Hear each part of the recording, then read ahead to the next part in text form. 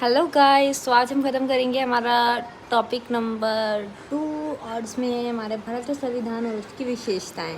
तो सबसे पहले हमारा संविधान कैसा है। हमारा संविधान लिखित है। भारत का संविधान कैसा है। भारत का संविधान लिखित है। और संविधान कितने प्रकार के होते हैं। तो संविधान 2 प्रकार के होते हैं, एक लिखित संविधान और एक अलिखित संविधान। जो लिखित संविधान होता है उसमें जो अंश होता है वो ज़्यादा होता है, लाइक लिखा हुआ है तो ऑफकोर्स वो चीज़ ज़्यादा होगी, ठीक है। लिखित अंश कम, और जो अलिखित संविधान होगा उसमें लिखित अंश कैसा होगा, वो थोड़ा कम होगा। अलिखित संविधान में अंश कैसा होगा, कम होगा। लिखित संविधान निर्मित होता है, लिखित संविधान को ऑफकोर्स आप बनाओगी, लेकिन अलिखित संविधान हमारा विकसित होता है, उसमें आप टाइम टू टाइम चेंजेस करते जाएंगे। लागू होने की तारीख होती है और अलिखित संविधान में कोई तारीख नहीं होती है।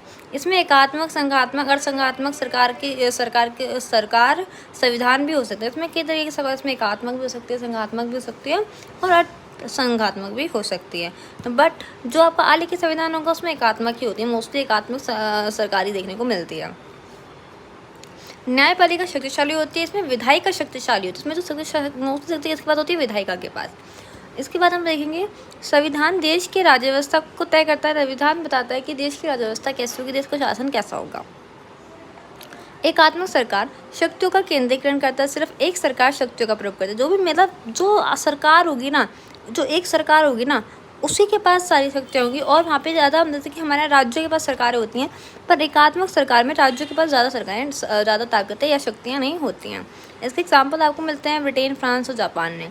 इसमें ये जो एकात्मक सरकार है वो कहाँ वर्क कर पाती है, कि वहाँ वर्क कर पाती है जहाँ पर जनसंख्या कम हो, जहाँ लोग कम हों, जहाँ पे केंद्र और राज्यों के बीच में विवाद ना हो, लड़ाइयाँ ना हों, क्योंकि इसमें निर्णय तेजी से होता है और यह कम खर्चीली होती है। ये कैसी होती है गाइस, तो ये कम खर्चीली होती है।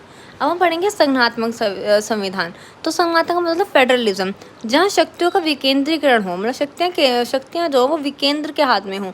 उसमें आप दोनों सरकार भी देख सकते हैं, जैसे कि सेंट्रल और स्टेट।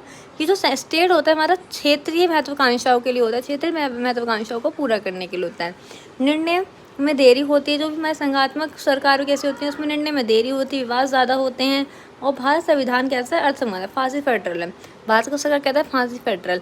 और ये वर्ड हमें किसने दिया है, केसी बियर ने।